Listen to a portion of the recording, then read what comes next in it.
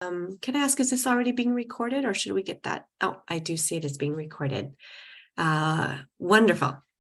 Okay, so my name is Jennifer Lenhart and I will be your moderator for this event. And so we're very happy that you have joined WWF Cities webinar on urban transport solutions, a webinar exclusively for cities that have joined the One Planet City Challenge. I've just added a few logistics to our chat. So to note, please add your name of the city or organization you are representing. Please keep yourself on mute for the duration of the call until the end when we have discussion. Any questions you might have throughout the webinar, please do add into the chat, and then we will hopefully have some time for discussion at the end. And for those of you in Indonesia, we do have interpretation to Bahasa. So there should be a little globe, I believe, that you can click on if you would like to hear in your language. My colleague, Andrea, is joining us here, and she's behind the scenes doing a lot of the work, including she will raise her hand for us speakers when you have about 2 minutes left. So just to flag that so that we keep the presentations rolling. Wonderful. Okay, so for today's agenda, my name is Jennifer Lenhart, and I am the global lead for WWF Cities. We also have 2 wonderful speakers and city experts coming from Oslo and from Pune, so Norway and India. That is Isaac Solomon and Magdish Digne. Wonderful speakers, had an opportunity to hear them before, so hopefully you will enjoy as well today.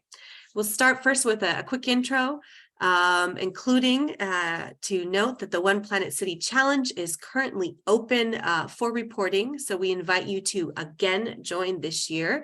Remembering that if you have joined in the past, it is something that we run every 2 years, so you do need to actually join again this year. We will then go on to discuss the concept of what is streets for people and nature. And then much more interesting, frankly, is getting down to seeing it on the ground in the case of Oslo and Pune, and hopefully with some time for questions and answering. So let me see here. Great. So many of you have joined the One Planet City Challenge before. So this is probably a refresher for you, but just to keep you reminded, because we are also continuing to evolve in the work that we're doing with the One Planet City Challenge, we really see this as a space to democratize global scientific results. Meaning, how can we take that big data coming out from the IPCC and all of the statistics out there and make it meaningful for your city and the people in your city? So we do that through the One Planet City Challenge and the data that you report, and then that we review and analyze, and the individual feedback reports that we send out to you. These feedback reports continue to become more robust, and we're very excited about the work there, and also the dialogue that we can have with your particular cities. So again, do join us. This is done by reporting on the Global Standardized International Platform, the CDP ICLE platform. This is, of course, used for many different areas beyond the One Planet City Challenge, so we're very happy that it's been able to sync with so many other programs. And of course, joining there not only allows you to join the One Planet City Challenge, but to open up the global cities arena and stand up and be counted in your particular city on the work you are doing to support the Paris Agreement locally, as well as global climate negotiations. Within the One Planet City Challenge, we celebrate those cities that are really standing up, front running in their particular area as a whole on their climate ambition or on particular topics, today on transport solutions. And we do have a solutions stories platform that we're happy to share with you as well. And again, of course, the importance of collaboration, not just with the cities joining this call, but of course with other networks many of you are part of, such as the Global Covenant of Mayors, ICLE, C40, CDP, etc.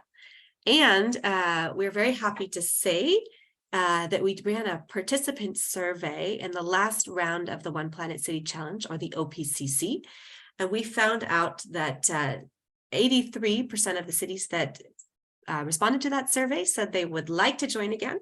86% said that they would recommend to others. So we see this as a positive result, but please, we want to continue to work with you and continue to learn from you. And we can't do that without you joining the One Planet City Challenge. Excellent. So this is one of the offers that we have for cities, is to join our training and capacity work, including this webinar series. We've had different webinars on different topics to flag that the next one on city emissions inventory will be in June, either for yourselves or for other colleagues. We've had others in the past on science-based targets. Today is really about actions, where we're looking at transportation and other topics, including mitigation actions and monitoring. So all of these are either coming or already online. And I think hopefully Andrea can maybe pop in the chat now or later the link to see all the recorded webinars as well, because it's not just about today, it's about the series and how they all connect together. But today we are really looking at transportation solutions.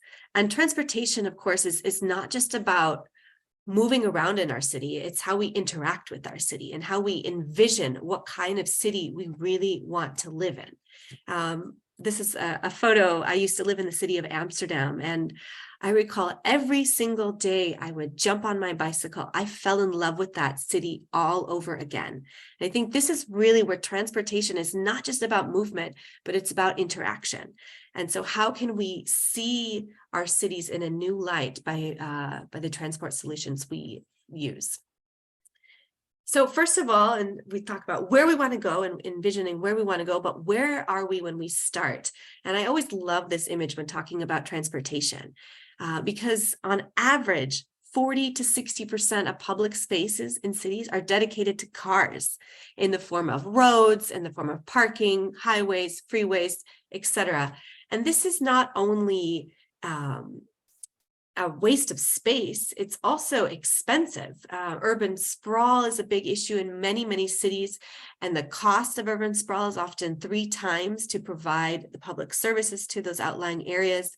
And of course, from WWF's point of view, thinking of conservation, sprawling cities eat up farmland, grasslands, forests, and wild areas. So this is something we need to think about when we start to plan our cities. Also, the societal costs, huge infrastructure costs when we start planning for cars versus, for example, planning for bicycles or other forms of transportation. This can also lead to raising of inner city rents. I know inflation is happening all around the world, so higher prices is something that we need to think about. And of course, health and environmental costs. In inequalities. How many cities around the world have seen, this is actually an image from Chile, where I am calling in from Santiago de Chile this morning. But how many cities does this image resonate with? Cars with singular vehicles, crowded buses or other public transportation, narrow spaces for cyclists, dangerous, frankly. And it's really about inequality of how we use our spaces in cities. And not just about inequality, it's also about air quality. And did you know, we often hear there are certain cities in the world that might be more impacted by air pollution than others, but roughly, according to UN data, 90% of urban dwellers breathe polluted air, and air pollution is responsible for over 7 million deaths a year. Children are also more vulnerable because they breathe faster. So this is something that we need to address. Traffic is contributing not just to climate change, but also to the unhealthy air that we're breathing in our cities. So this is something from WWF's side. We see, where is the focus going? Sometimes we hear so much in the news about certain dramatic issues out there, but sometimes the real drama is right in front of us and we're not paying attention to it. And who is looking at that in terms of the air pollution costs? Thank you, Andrea. I want to finish up here by just flagging a report, We Love Clean Air, that we put together at WWF a few years ago. And it looks basically at, the average commute time, and the average commute time being about 30 minutes. And in that 30 minutes, 500 people globally die from air pollution. At the same time, that air pollution costs $285 million in societal damages. Meanwhile, we're subsidizing that air pollution with $268 million in fossil fuel subsidies. And we'd like to encourage people to go by bike. The average commuting distance is about 12 kilometers, easy to do on an electric bike. Roughly 8 kilometers can be done in that 30 minutes on a regular bike. And going by bicycle is, of course, better for our air and our lungs. We also know it's not always possible to get by bike, so we also encourage our citizens to rally their politicians and demand better transportation networks.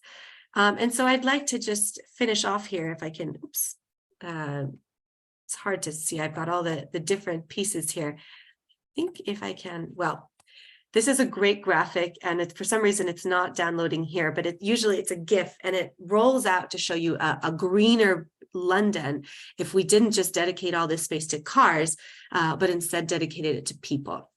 I won't spend more time on that now, but maybe we can share that with you afterwards.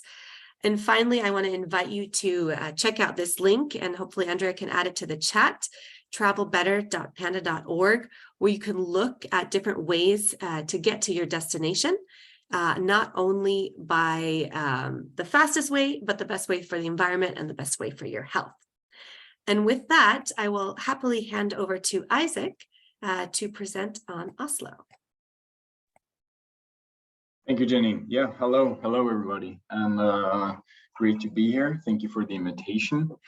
My name is Isaac Solomon. I work as a mobility advisor here at the Agency for Climate in the city of Oslo. You can go on to the next slide, please. And Oslo is well, in the international context, a very, very small city. So the area is roughly about 454 square kilometers. Of those, 300 are forests, actually. So we're surrounded by our fjords and our forests. And as of now, we're a little over 700,000 inhabitants. And next. And so our work is roughly surrounded by our climate strategy, which is our mandate to act in line with the Paris Agreement. And this is our way to cope with the climate change and to reduce our climate greenhouse gases. And this strategy has 16 priority areas on different sectors, and it reflects our long-term strategic and decisions in order to act in line with the Paris Agreement. There, next. So it entails some goals, of course. So our mission is to reduce climate greenhouse gases by 95% by 2030. We also are trying to build a climate resilient city, so our capacity to withstand climate change will be strengthened.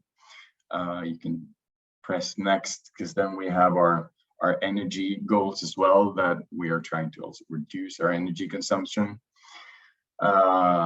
We are also working on managing our natural environment in such a way that our natural carbon storage are within the ground and stays within the ground, but also that that the uptake of greenhouse gases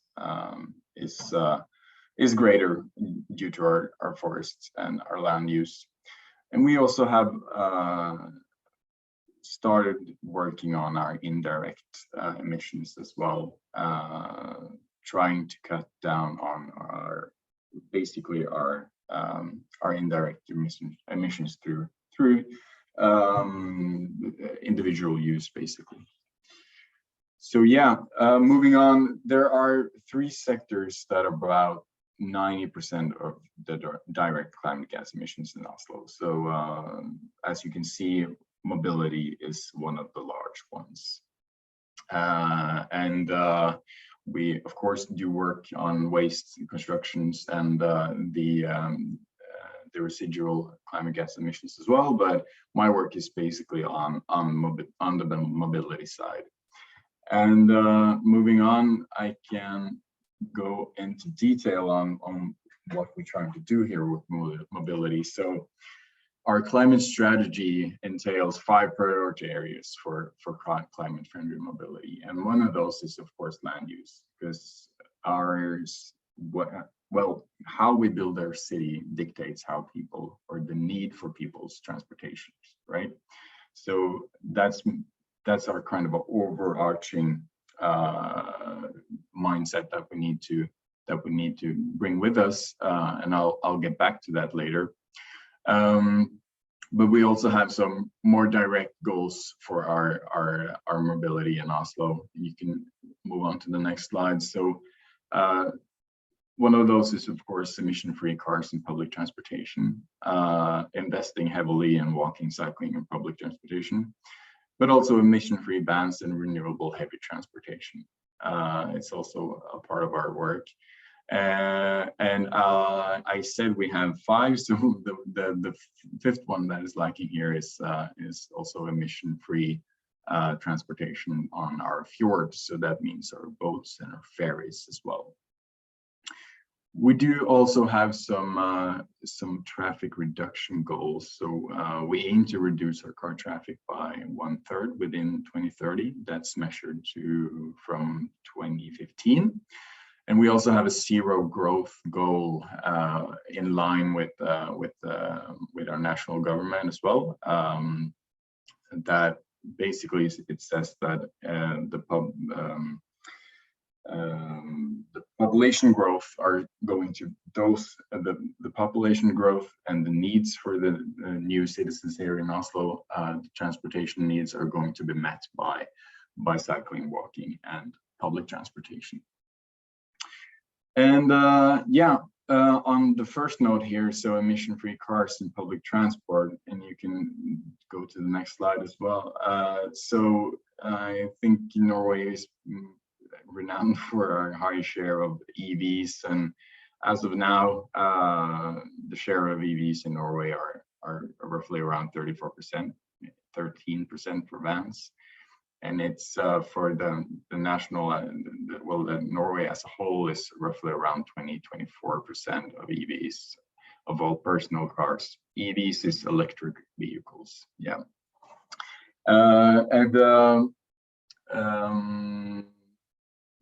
But we don't always just tailor for personal transportation, of course, and we would most of our work is towards public transportations. So in electrifying the public transportations, well, our trams and our subway are already electric, and always has been. And by this year, we're going to electrify all our city buses through tenders and our local PTA, our Public Transport Administration. And all our ferries will also be electric by 2024. And moving on, investment in walking, cycling, and public transportation is also a great deal of what we're doing and hugely important. And you can go to the next slide, please. And here, as I alluded to earlier, land use comes in. So what we're trying to do is densify around public transport hubs and mainly around our subway stations in order to get a dense city where you have your mobility needs right outside your door. That also means investing in local cycling infrastructure also around the same public transport hubs. So we have a strategy for this, and we have a plan for this, along with our neighboring county, Akershus.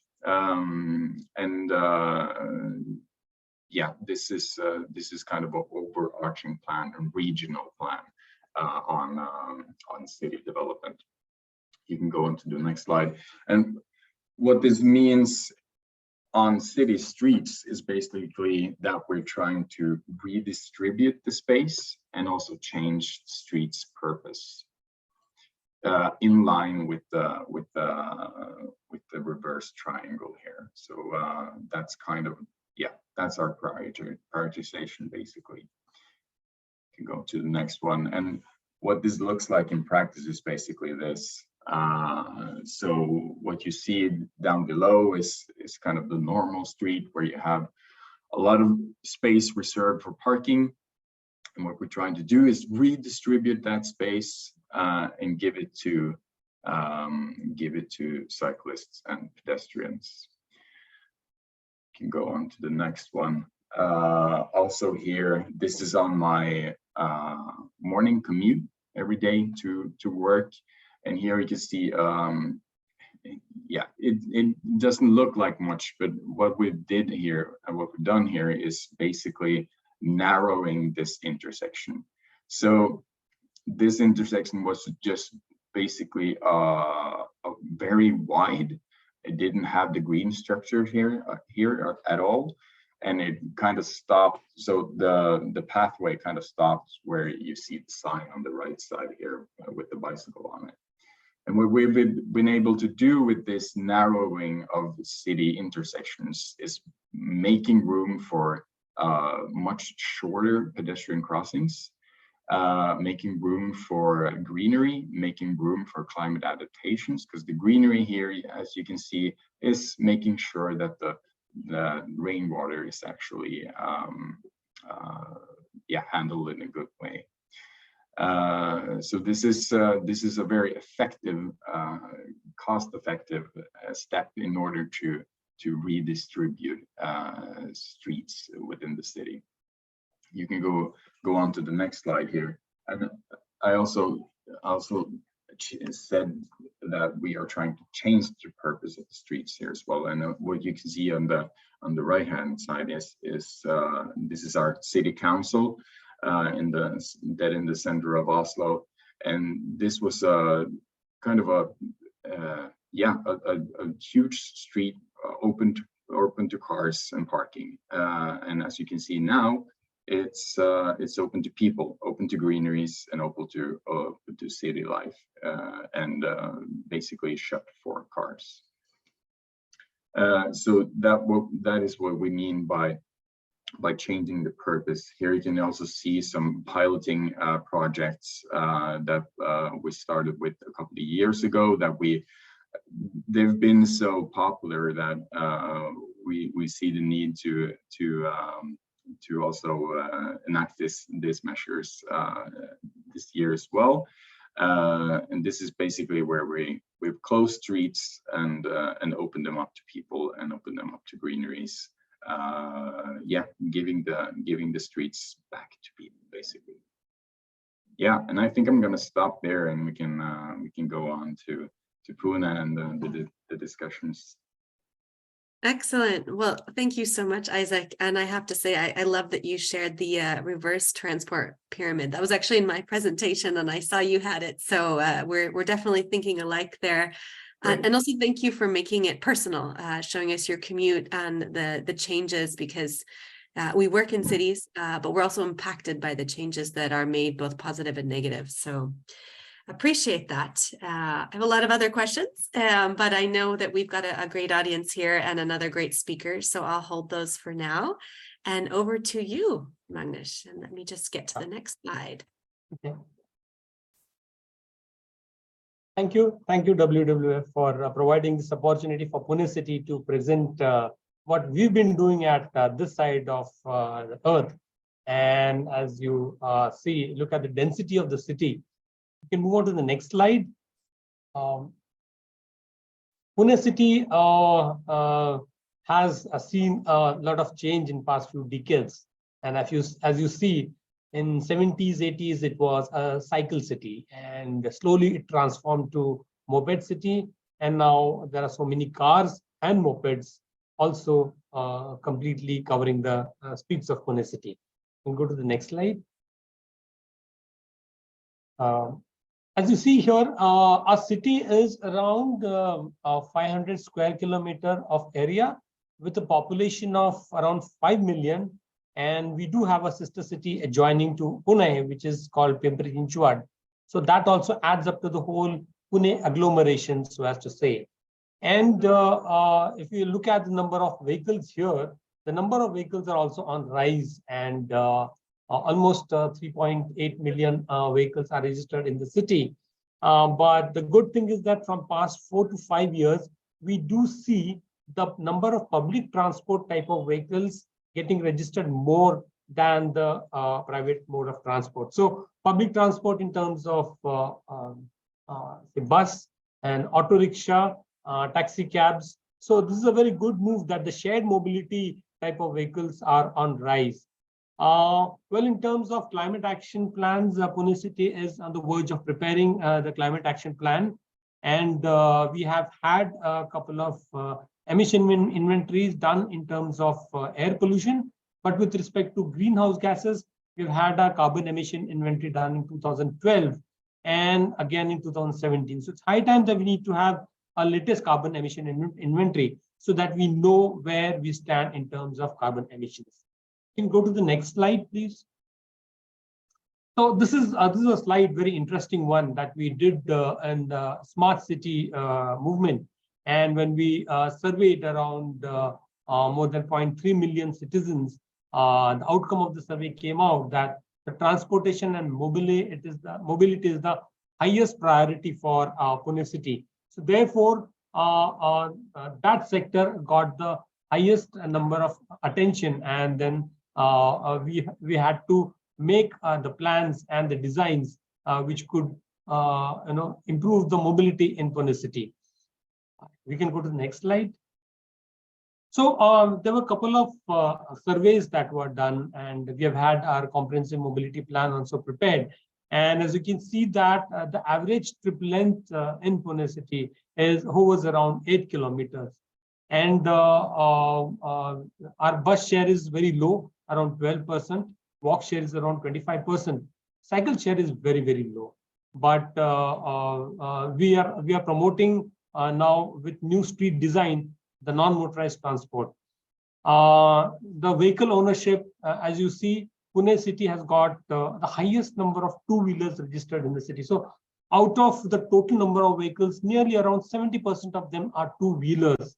And Pune city also is very famous for being the two-wheeler city in India. You can go to the next slide. For improving the mobility in terms of air pollution as well, we've been moving towards EV mobility, and we have recently formed the EV cell for Pune city. And our total public transport bus fleet is around 2,600.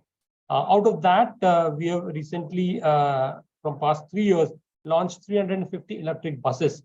And these buses have gained popularity. People have really started enjoying these buses. So looking at the demand, we'll be increasing our bus fleet to around 600. So that would be around 25% of the bus fleet would be electric. And these buses, as of today, have covered more than 40 million kilometers of travel. And this is a very good sign for us to improve our air quality, also reduce our carbon emission in terms of public transport mobility. And to improve our non-motorized transport, we've been taking cues from the National Urban Transport Policy and also the state government policy as well. So our NMT timeline has been from the Comprehensive Mobility Plan to Walk and Smart Pedestrian Policy, the Pune Street Pedestrian Program, Urban Street Design Guideline has been very important document that the local government has accepted. And now the street designs which are being retrofitted in Pune city are strictly as per the Urban Street Design Guidelines. We have a comprehensive parking policy, The bicycle plan is also in place, and the public bicycle share program is also been launched. Yeah, we can go to the next slide.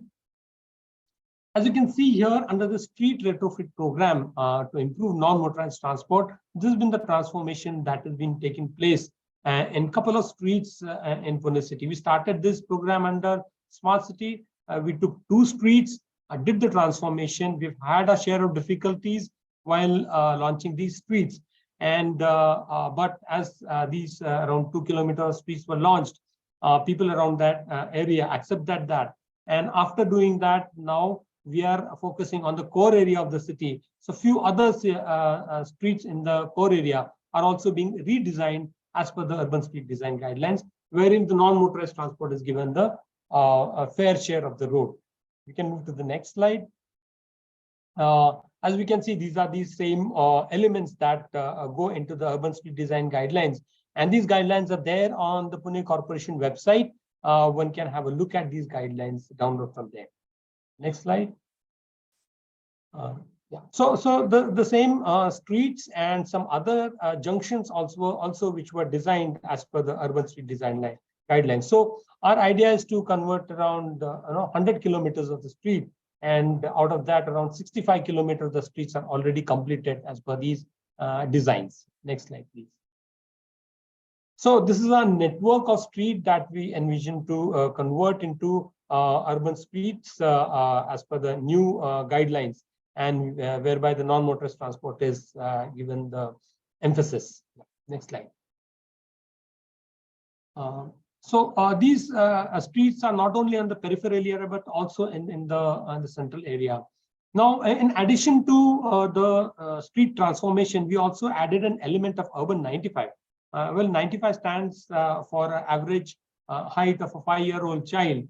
And therefore, if the city has to be developed from a child point of view, then the city can be used by all sections of the society. So this is a very good program which has come from Bernard Barnley Foundation. And we have started incorporating the child-friendly ideas into our urban streets, and some of the streets we have picked up and added some of the urban 95 elements into this. Next slide, please. So, so some of the roads again where the street transformation is taking place, and also a facility for children. So on top right photograph, if you see, there's a small area which is given for the skating, the children who skate. So if we design, they'll definitely come. So we've experienced that, and till now we've never designed the streets for such kind of element, but we are experimenting with new things, adding new elements, and seeing a great transformation that the city is experiencing. Next slide, please. Well, these are some of the technical details where the 3-meter wide footpath, a dedicated cycle track, and the multi-utility zone, wherein it carries all the water supply, drainage lines, and power supply network lines, which are in the MUZ, that is the multi-utility zone. Next slide, please. Yeah. So these are again the designs aspect of it. So it's not only the pedestrian, but we're also looking at some of the sustainable materials and the green portion within the streets. We are using the recycled water from our sewage treatment plants, as well as some of the wells which were there in the streetscapes.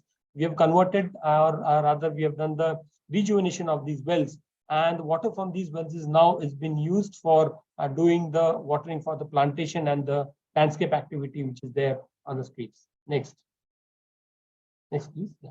So we also celebrated our pedestrian day on 11th December, and last year we celebrated our first pedestrian day, and then the legacy is now continuing, and this year there were around more than 20 streets wherein on 11th December we celebrated the pedestrian day. So this was a great success, and now citizens have accepted this, and we'll be looking forward to having more number of streets that could be converted into pedestrian zone only. Next slide, please. So these are different areas, the main arterial roads that we are proposing for parking policy, though we have the policy in place, but the enforcement is still not yet happened. but this is the network of streets that we have proposed in the parking plan. Next, please. Along with that, we also have the metro, which is coming up. So around 33 kilometers of the two main corridors of the metro is coming up in the city. Out of that, around 6 to 7 kilometers already launched. So we'll see that these mass transport corridors will be utilized by metro, and it will offload the transport demand on the city transport buses. Next, please. Along with the public transport system, we are also emphasizing on the paratransit IPT mode of transport. This is the auto rickshaw. So under the 15th finance, under the National Clean Air Program, we will be giving a subsidy to these auto rickshaws to the tune of 25,000 per rickshaw. So the scheme is ready, and we'll be launching that soon. Next slide, please. The municipal cars also we have converted into EVs. And as of now, we have around 40 electric cars which are already operational for the municipal services. Next slide, please. So we've had many interactions with other cities in Pune city. They are visiting our streets, understanding how we are bringing about the transformation. And it's a good learning and exchange program that we do with other cities as well. Next slide, please. We also have the Pune Resilience Strategy in place, which was done under 100 Resilient Cities program. And one of the emphasis of this strategy is to strengthen the low carbon and shared mobility. So we're going as per the recommendation of this strategy, and ultimately trying to decarbonize our urban mobility in Pune city. Next slide, please. Under the National Clean Air Program, there are many programs, many projects which we have taken up, and our air pollution are on top priority right now. So our aim is to reach the level of what do you call for Pune city to become sustainable city and improve the air quality. That's all. Thank you very much. Thank you. Excellent. I'm going to stop sharing my screen.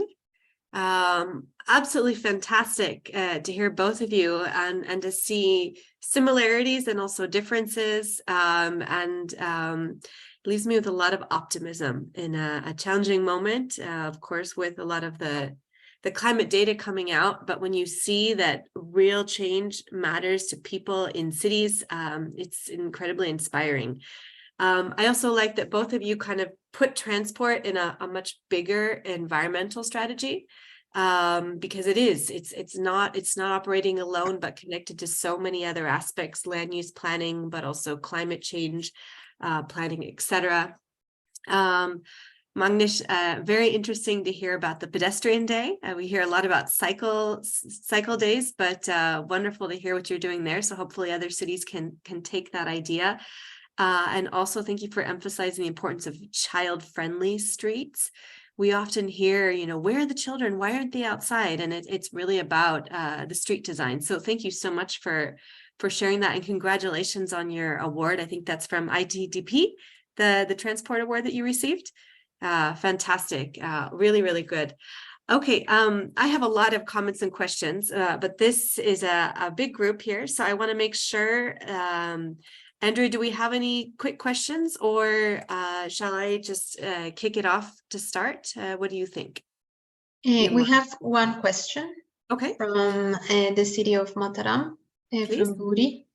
Mm-hmm. So from your experience, how do we find a new revenue to replace vehicle tax as the number of vehicles decreases due to implementation of more environmental approaches? I think so it's about revenue. Exactly. So thinking that it is a common problem in developing countries where they have very limited financial support. Mm-hmm. Magnish, I saw you have unmuted yourself, and Isaac, if you have any ideas, feel free to jump in after. Yeah, I would like to add here that, well, in India, the vehicle tax is collected by the state government, the transport department, and that fund goes to transport department. It rarely comes back to the city. But what opportunities which we have is under the National Clean Air Program, where the fund is coming to the cities in terms of the 15th Finance Commission launched by the federal government. So this is the fund opportunity that the city is making use of to improve the air quality. So it is not direct, but it's an indirect way of getting funds from the central government. Thank you. Wonderful. I don't know, Isaac, do you have any thoughts? Well, it's a dilemma here as well, because in Oslo we basically have our toll ring, so surrounding the city, and in different stages throughout the city we have our toll ring. So it's costly to drive your car through and in and out of the city, and basically the revenue from our toll ring, 99% of that revenue goes directly towards pedestrian and cycling infrastructure, as well as public transportation. So it's a dilemma. So it's not something we've figured out, but I mean, we've not yet at that point where we've managed to reduce car traffic in such a way that it really has an impact on our revenue. But what we're looking at is other types of income sources, such as instead of a toll ring, maybe road pricing and other kind of systems in order to bring in revenue. Very interesting. Yes, I know Stockholm has that toll ring as well, and it comes with both challenges and opportunities. Excellent. Well, I'm not sure if there's any other questions, but in the meantime, we had two wonderful presentations, and I was very inspired. And, you know, one of the things that I love about transportation is it's so tangible, and you can physically see the changes in the city, whether it's Isaac's commute or the child-friendly streets of Pune. And I wonder, do either of you, after watching, you know, you guys are the experts on this on the ground, do you have questions or comments for each other's work, that's something that you thought, oh, that was great in Oslo and/or in Pune? And it's great to hear that Pune is catching up with Oslo in terms of its electric buses, but maybe anything that you wanted to just, you know, create a dialogue amongst each other. And of course, anyone else in here, feel free to add your questions to the chat. But also raise your hand. I know that this was done not as a webinar, but as a meeting format to allow for some friendly dialogue among cities and other representatives here. So yeah, first over to our wonderful speakers, and then if anyone else wants to jump in. Please, Magnus. Yeah. I wanted to ask Isaac that your targets for EV is very near in 2024. You want to achieve these targets. But what is that your city did in terms of policies and implementation to improve the EVs? Because we are making the EV readiness plan, but with technological change, which happens very rapidly. So how does the city gear up for the EV readiness? Yeah, so thank you for your question. So there's a lot of measures that we've put in place in order to implement EVs. So one of those is of course the national tax, which we don't have any say in, but our national government has reduced the tax, the buying tax for EVs, which makes it more competitive against the fossil car. But what we've done within the city is that we've basically prioritized EVs. So in parking, we've basically made it cheaper in the toll ring. We made it cheaper to park your EV. We've prioritized EVs in the public transportation lanes. So if you own an EV and if you have a passenger, you can drive in the public transportation lanes as well, or in the bus lanes. We've also, from the municipal side, we have grants. So housing cooperatives, for example, can apply for grants in order to build charging infrastructure. We also have grants for charging infrastructure towards enterprises and transportation firms, etc. Yeah, what else? There's a whole array of measures. It's kind of a package. So it's not only taxing, but it's of course prioritizing EVs. but it comes at a price, right? Because we know that people with EVs tend to drive more than people with fossil cars. So it's kind of the backside to the story as well. So you need to have two thoughts in your head at once. You need to think about car traffic reduction, but also implementation. And yeah, it's two sides of the coin in there. Yeah. But just to give you a question back. So I'm kind of curious, because what we are doing or trying here is trying to build our kind of a climate resilient streets. But we see here that we don't have much of an issue with heat. But how is Pune trying to kind of build cities and streets tackling heat as well? Yeah, first of all, thank you for sharing the EV readiness actions. And if this is a document, definitely I would like to have one. Sure, of course. Yeah. I'll send you a package of measures. For Pune city, yes, from this year onwards, we are experiencing more higher temperature and some heat wave, which is almost all over the country. And under the climate action plan, we'll be also developing the heat action plan for Pune city. Also, that some of the policy level measures that we have taken is that we have recently put up a circular to the buildings to have the roofs painted with the high reflectivity paint. The SRI paint is what we call them, so that our energy demands are reduced, and also the temperature inside the buildings is, much more lesser with some of the measures. So green roofs is a policy that we'll be implementing in future. But as of now, there is a circular to the builders and the new building constructions to make their roofs paint white and make them green. And we'll be also increasing our green cover, though we have a lot of hills within the city that we have reserved as the biodiversity parks, which is under the development plan of the city. And we do have a tie-up with the forest department to keep those green areas intact. And at a city level, we have around 5 million trees which are there, which we have geotagged. So preserving these trees and trying to keep the green city as green as possible. But of course, I saw in your presentation that you've got a vast area of forest cover within Oslo, where Pune doesn't have so much of area. So that still remains a challenge for us.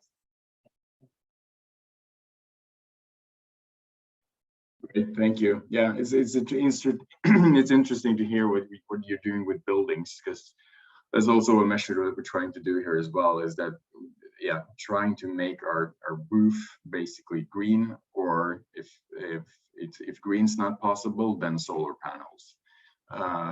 So yeah, it's not about cheating. It's not only about streets and kind of the infrastructure on the ground, but also constructions as well. It's a big part of it. Thank you, and thank you for the dialogue between you. I find it very interesting, because this is all about learning from each other. And I also like the conundrum that you mentioned, Isaac, about EVs. So it actually made me think. I wanted to share 2 slides with you that has always been kind of. Let me see if I can get to share screen here.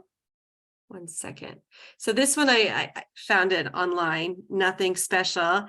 But this is why, of course, when we're prioritizing electric vehicles or smart cars or whatever, it's still about traffic.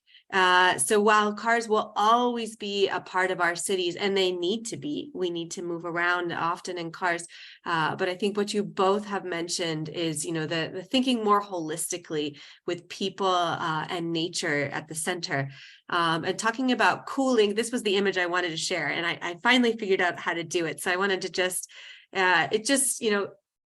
a simple GIF, but How can we cool our cities? There's been a lot being done out there. There's something that WWF is a part of called the Cool Coalition, where we've looked at sustainable urban cooling strategies around the world.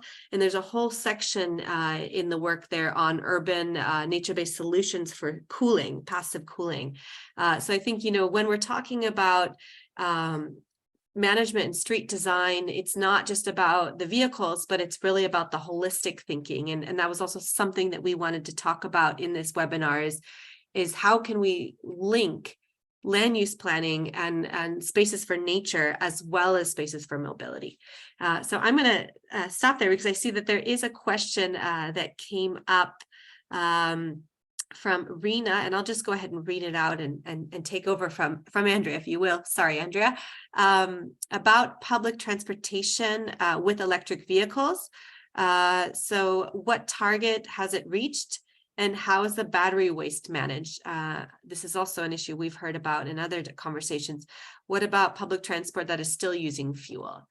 So both kind of the EV and the battery issue, and also how do you address public transport that is still on conventional fuels? If either one of you want to jump in. So yeah, thank you for your question. Let's see here. So in regards to public transportation, we've basically have a target electrifying all our buses within this year. And we are meeting that target. So basically through our public transportation administration, they have their tenders. So what they do in the tenders, they demand basically the bus operators to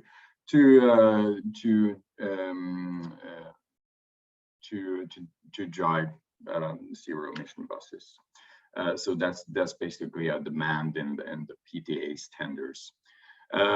So that's basically the target that we reach is all city buses within the city or the city routes are now electric, but the regional buses, those are still on biofuel or biodiesel, not conventional diesel, but HVO.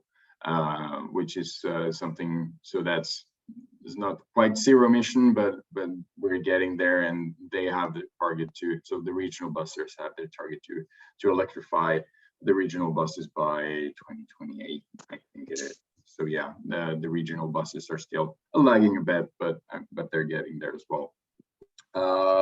Let's see how the battery waste are managed. So that's basically the operator's responsibility to recycle buses or maybe sell them in order to another city that wants the EV buses, because there's but I'm not, yeah, you will have to ask our PTA how the buses are handled at end of life, but I'm guessing there's a system to handle the batteries. I hope that was answered to your question. I think so. Magnus, do you want to jump in there, or there's another question as well? Either way. No? Okay.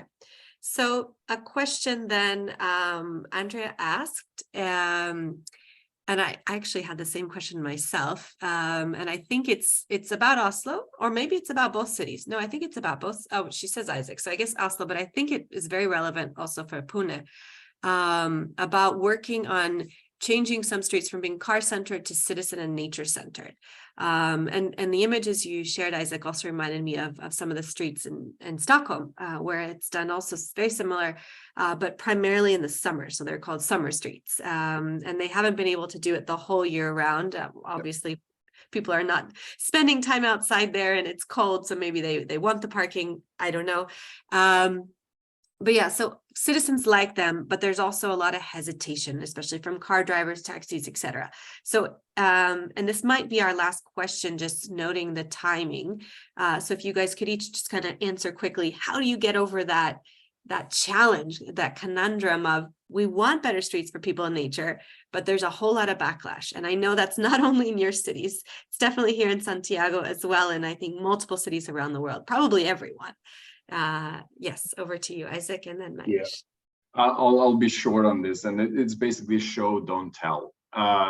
Do it, change the street, try it out, and basically, yeah, take the backlash. There's going to be backlash, but there's also going to be support because people want this.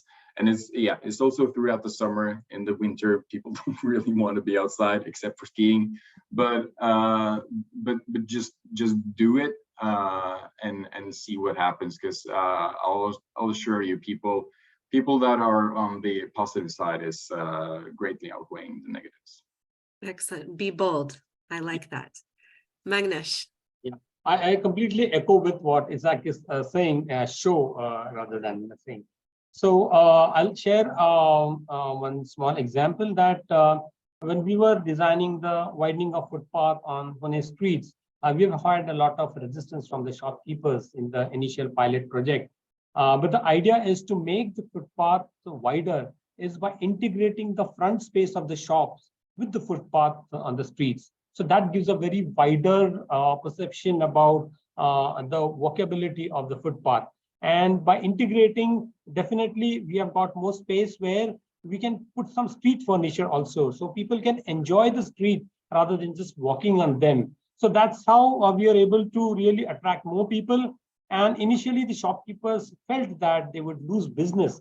But when they looked at these two pilot stretches, after a while, they realized that their business has not dropped. In fact, it's almost the same, or in fact, it has increased. So that brings in a lot of confidence within the city for other street shop people that, okay, by providing more an empty facility, it does not affect your business.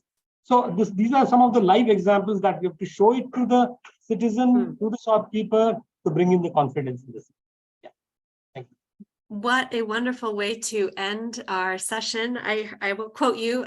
We saw people enjoy the street. I mean, I think this is really about making climate action meaningful. It's not about what you're giving up. It's about what you're gaining, and supporting, as you also mentioned, local businesses and allowing them to thrive despite their initial hesitation. I think we've seen that in city after city again. And I think what you have provided both of us is that tangible evidence of hope and change. So thank you so much for your wonderful examples in Oslo and Pune. I see Isaac has shared the street manual of Oslo. Hopefully, Magnus, maybe you can do either in the chat or follow up with Victoria and Andrea, and we will share in the notes afterwards with everyone. From my side, a huge thank you. Oh, you did already. You're so quick. Huge thank to our wonderful panelists. Extremely inspiring conversation today. I hope those of you in the call have enjoyed it as much as I have. It's 4 a.m. here and I'm wide awake and really excited. So thank you very, very much to everyone, and also to our team behind the scenes, Victoria, Andrea, and others who put this together. Do remember to encourage your colleagues to report for this year's One Planet City Challenge. We want to have you back. We want to continue to work with you. And yeah, I think that's all from my side. I don't know if there's any final housekeeping measures. If so, jump in, Andrea or Victoria. Otherwise, we can end this for today. We welcome you to one more Latin American focused session in the afternoon on solutions for this region, where I'm at. That will be in Spanish, but with English interpretation. I've got transportation on the mind. And otherwise, you should have information about our entire webinar series in the chat, and we will continue to share with you. So many, many thanks, Isaac and Magnus, for your inspiration and for the real work you're doing on the ground. And we will be in touch soon. Thank you. Goodbye. Thank you. Thanks, everyone. Thank you so